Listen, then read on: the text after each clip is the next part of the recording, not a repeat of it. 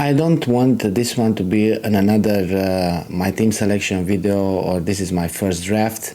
I want this to be a powerful tool that you can use to improve your overall rank and make the best possible team selection for match day 1 and beyond. What's up everybody, my name is Cornel and this is A Ball and a Goal, and in this video I'm gonna go over some things that I consider to be extremely important when it comes to playing UEFA Champions League Fantasy. Things that I think will help managers all over the world to have a good season and improve their rank from previous seasons. This video is especially for those who haven't played this game before, or they played the game and they weren't satisfied with the final position in the rankings. But before I go over these things, I just want to show you my my rankings from last season. And I love football so much that I actually play all the predictor games. Europa League, Conference League included, also, of course, Champions League, and of course the Fantasy Champions League game. I'm not here to gloat. As you can see, I finished with a red arrow in the Europa League, a red arrow in Conference League as well, and I'm gonna go back to this game. A red arrow in Champions League, and I'd say a good finish in the Fantasy Champions League game.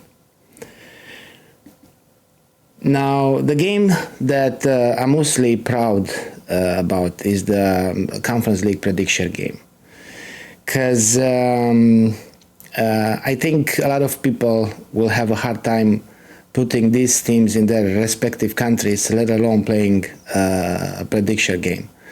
So if you are one of those 150,000 people, actually I'm very, very happy to see that so many people have played the game. If you are one of these people, you're number one in my book. It takes a lot of courage, and also a lot of people exhibit good geography knowledge by playing this game. I don't care if you finish first, last, or anywhere else in between. You, like I said, you're number one in my book. Congratulations to all of you, and I hope to see at least some of you in my mini league when the game starts. All right, so let's go back to the things that I want to talk about. And I'm gonna go back a lot of times to the Fantasy Premier League because I know it's the most popular fantasy game in the world, and for a good reason. The Premier League is still the most entertaining league when it comes to football. But there are some important differences in strategy between the UEFA Champions League fantasy game and the Fantasy Premier League game, and it doesn't really matter any domestic fantasy game for that reason. And the main thing is the domestic league fantasy games rewards patience and medium to long-term hard good planning. When it comes to UEFA Champions League fantasy game, you have to be extremely aggressive. And you have to attack the fixtures in the league phase especially. The reason for that is in a domestic league, no matter what game week you are in, always somebody's going to play the weakest team, no matter what. Game week 14, 25, 38, it doesn't really matter. You're always going to have a fixture in which the best team will play, or somebody will play the weakest team in the league, or the weakest team in the league. So in the UEFA Champions League, these things, these disproportionate games, let's call them like that, they will happen mostly in the league phase, and to a certain extent in the round of 16 and in the playoff round. Once you get to the quarterfinals, the games are very hard to call, and no matter what team gets over there, there's a reason why they got over there. They are good teams, so the games are going to be extremely close. You only have 8 teams left in competition, so the player pool gets smaller, and most managers will basically have around 70-80% same players in their team. So improving your rank once you get to the quarterfinals massively will be extremely hard, if not impossible.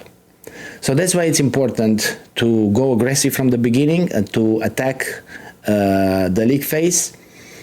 And if it's, if you have to take a -4 or even a -8, it's okay with that. As you can see, I had a good finish last season, and I did take a -12 in the league phase.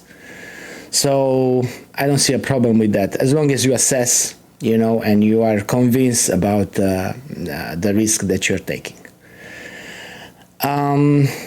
When it comes to wildcard, I think if you really want to maximize its effectiveness, you have to use it in the league phase. I don't think you have to worry about quarterfinals and semifinals.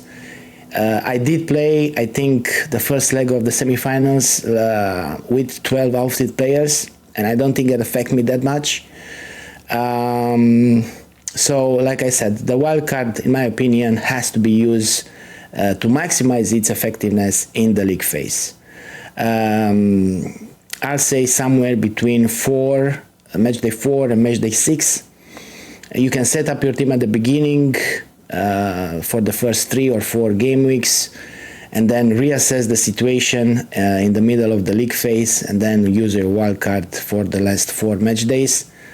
And then the free hits, or limitless chip as they call it, I think it has to come naturally when you look at your team and then you look at the fixtures in that match day, and you feel that there are fixtures and players in those fixtures that they can get a lot of points, and you don't have them in your team,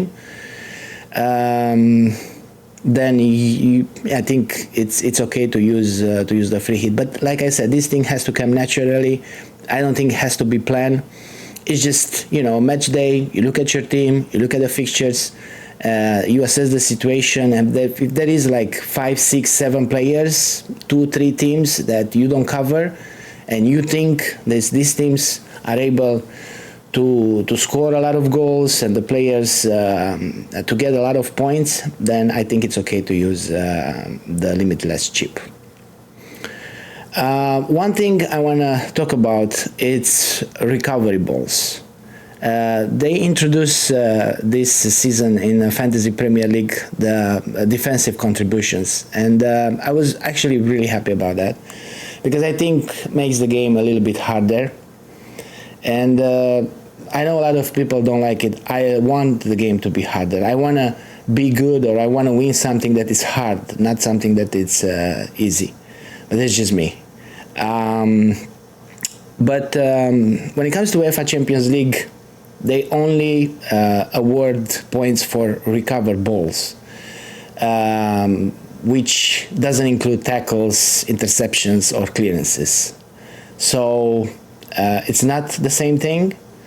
And I would advise, when it comes especially to midfielders, don't go for the defensive ones.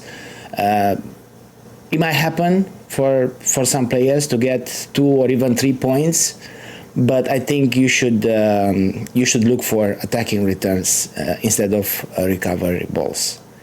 When it comes to defenders, once again, I think attacking returns, especially clean sheet, it's the most important thing. And if they keep a clean sheet and they get you 2, 3 extra points for recovery balls, I think you'll be pretty satisfied with that too. But I don't think it should be the most important thing or the most important criteria when you pick up your defenders. Just a side note here about the Fantasy Premier League game. Like I said, I was really happy when they introduced it, but I was extremely disappointed after that when I saw that it was capped. I just feel that you rob somebody from its own hard work. You wouldn't cap a striker at 2 or 3 goals, would you? I was surprised to see some of the explanations. God forbid will make too many points. I believe all the time that the only reason we play the fantasy games is to make as many points as possible. So if a defender makes 50 recoveries in a game, which is basically impossible, you should be awarded for those points. But anyway, let's move on. The next thing I want to talk about is fixtures difficulty. And UEFA uses the coefficient to make the pots for the draw. Now, the thing with the coefficient is that it goes back 5 years. And in some cases, in most cases, actually, the managers that they were at the team in the moment they achieved that big coefficient, and some of the players, they are not over there anymore. So things have changed. And when you look at the pots, just because the team is in pot 1 or in pot 2 and plays against the team that is in pot 3 or pot 4, doesn't necessarily mean that is an easy fixture. It all depends, like I said, how the team performs in this moment at the beginning of the season in their domestic leagues. This is just my personal opinion about that. That's why I create my own pots. I create is such a big word. I put together my own pots just to help me with deciding which team has easier fixtures and which team has the hardest ones. Now the main point here is not that you have to look at my pots and act. You can do your own. Maybe there are things that you see that I don't. Maybe you follow a league more closely than I do, or maybe you are a supporter of a team that is in the Champions League and you know things from inside the locker room, let's call it like that I don't know. Or maybe you can feel things that I cannot feel. But the important thing, like I said, is that you have a plan and you create these little pots that will help you determine which team has easier fixture and which team has harder fixture, so you can actually select the players from the teams, obviously, that have the easier fixtures. I don't use any bookmaker odds. I'm not against it. If you want to use them, go for it. I just don't want to use the bookmaker odds to make the decision about my fantasy team. It is very important to me. And some people who predicted that England will win the last 3 Euros and 3 World Cups, somehow I just cannot trust them 100%. And I'm pretty sure they predicted that Manchester United would beat Grimsby Town as well. Now, joke aside, football is extremely unpredictable. And I'm not going to sit here and tell you that I will predict everything, because I'm going to get most things wrong than right, for sure. But at least I have to blame myself and not somebody else, and that will help me improve and continue to work hard to get better at this game. I also believe that there are things that cannot be quantified. A lot of things can, interfere in a football game. There can be injuries, red cards, penalties, even mistakes made by the referees or VAR. So, yeah, football is unpredictable, and nobody can predict what will happen in a football game, no matter what. But there's one thing that I think is extremely hard to predict. And that is the willingness and the desire to do the work and put the effort in. And that it's impossible to quantify. And I'll give you an example so you know what I'm talking about. And those of you who have a good memory will remember probably this right away. And those of you who don't, it's not a problem. You always have YouTube that you can go and check whatever you want. And this happens in the final last May between Paris Saint-Germain and Inter. Just before the second goal that Paris Saint-Germain scored, Pacho makes an extra effort to keep the ball in play, even though he would have gone out for a goal kick. And by doing that, he puts Kvaratskhelia on the counter and do a score at the end, a second goal. And these little moments, little desire to make an extra effort, to do an extra step, are the little things that make the difference in big games. And like I said, they cannot be quantified no matter what. My point is that probably in another 9 out of 10 situation like this, Pacho will probably let the ball go out for a goal kick, and the goal won't be scored. Now, I'm not saying that Paris Saint-Germain will not win the game, because they were definitely better and they deserve it. But it's just that these little things, this little willingness to put in an extra shift, to make an extra step, are things that cannot be quantified whatsoever.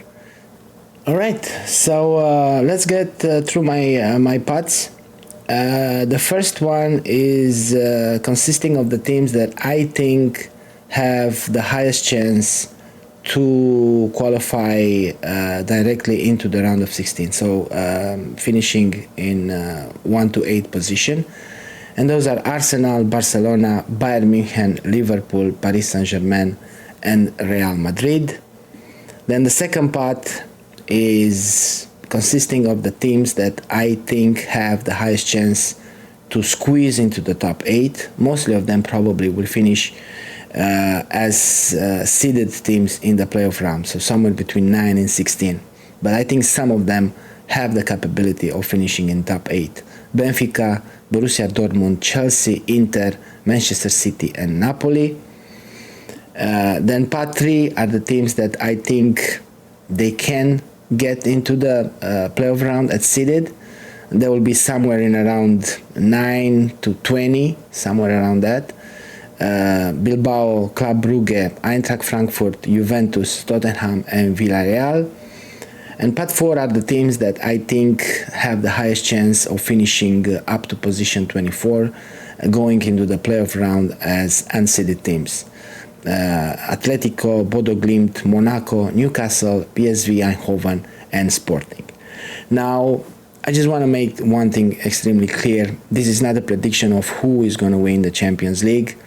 I think in this format, we have 2 competitions. There's a league phase and there is a knockout phase, and they are completely different one from another. Whatever happens in the league phase doesn't necessarily translate into the knockout rounds. And this is just a part that I'll be using up until game week 4, when I'm going to reassess the situation, and when I'm going to use my wildcard, I'm probably going to have another 6 parts based on what will happen up until that point. And the last 2 parts, 5 and 6, are teams that I believe have the smallest chance of qualifying, but I don't rule them out. I don't rule anybody out. I think in this particular format, everybody has a chance to qualify. It will take probably around 8 or 9 points. So if you basically win your 2 games against a similar opposition, you are just 1 win away from qualifying. So part number 5, Ajax, Atalanta, Copenhagen, Olympique Marseille, Olympiacos Pireu, and Union Saint-Gilloise. And part number 6, Bayer Leverkusen, Galatasaray, Kairat Almaty, Pafos, Karabag, and Slavia Prague. So based on those predictions, let's call them predictions, I think that the team that has the easiest fixtures in the first 4 is Inter. I think they are capable of winning all 4 of them. Ajax away, Slavia Prague at home, Union Saint-Gilloise away, and Kairat Almaty at home. And then the next 3 teams that I consider have at least 3 fixtures that they can win. Arsenal with Olympiacos Pireu and Atletico Madrid at home, and Slavia Prague away. Benfica with Karabag and Leverkusen at home, and Newcastle away. And Tottenham with Bodo Glimt and Monaco away, and Copenhagen at home. And then when it comes to the first 2 fixtures, just the first 2 fixtures in isolation, the best fixtures are for Real Madrid with Marseille at home and Kairat Almaty away, Atletico Madrid at home and Galatasaray away for Liverpool. Ajax away and Slavia Prague at home for Inter. Monaco at home and Atalanta away for Club Brugge. Union Saint-Gilloise at home and Leverkusen away for PSV Eindhoven. And Leverkusen at home and Karabakh away for Copenhagen. And now at the end, I will show you my team. Now I want you to know that this is not the final team. Many things will change. Of course, the main factor will be the next weekend when everybody will play in their domestic leagues. So I'll be following very closely to see what's happening. So I'm pretty sure I'm gonna switch the players again many times, which is okay if you're doing it. That's perfectly fine. You have to get to the point you are perfectly. You're not gonna be perfectly, but you know what I mean. Comfortable with the combinations that you got in your team. So let me walk you through it. The goalkeepers, to be honest, I think I'm pretty much set on them. The moment Napoli won the league, and I knew they're going to be in the Champions League, I always wanted to get a Napoli goalkeeper. So Mere will be in goal. Vicario is the second one. Now they do play in the game week 4 in the same day, so up until that point, either I'm going to use my wild card or I'm going to free hit in game week 4 or just use a transfer depending on how many free transfers I will get at that point. The back line, I'm pretty satisfied with it, to be honest. Hakimi, how can you avoid him? I can understand if you go for Nuno Mendes. Gabriel, forget about the captaincy. That I didn't even think about that one. It's just randomly landed on Gabriel. Again, if you go for Calafiori, Saliba is now injured, so I'm guessing he will most certainly start for Arsenal. Bastoni, okay, I understand if you're gonna go for Dumfries. I'm talking about the players from the same team, basically. Depending on how your budget looks, if you wanna go cheaper or more expensive. Huijsen, I think again a great option. Carreras as well. And Amar Dedic, again Otamendi, good option. The left back Dal, and also Antonio Silva as well. So pretty much, if I will change something, it will be probably a player from the same team. Now the midfield, it's all over the place. I'm really not 100% satisfied at all. Vinicius Junior for the moment, just for those 2 fixtures that Real Madrid has at the beginning. Pedro Gonçalves, a good first match day 1 fixture against Kairat Almaty, but I'm not 100% sure on him either. Bahoya, that position over there, it's definitely going to go for somebody from Eintracht Frankfurt. Right now it's him, but it could be Doan, it could be Uzun. I'm not sure, but I think definitely is going to be one of them 3. João Neves, I want to have a Paris Saint-Germain midfielder. And then Florian Wirtz, I don't think he's going to be in the team. He's just over there to remind me that I probably have to have somebody from Liverpool as well.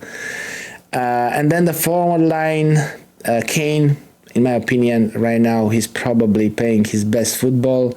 Mbappe, again, Real Madrid, very good 2 fixtures to begin with. And Thuram, like I said, in my opinion, Inter has the best 4 fixtures to begin the campaign. So that's it for this video. I hope you guys enjoy it, and I'll see you all next time. And remember, follow your instinct.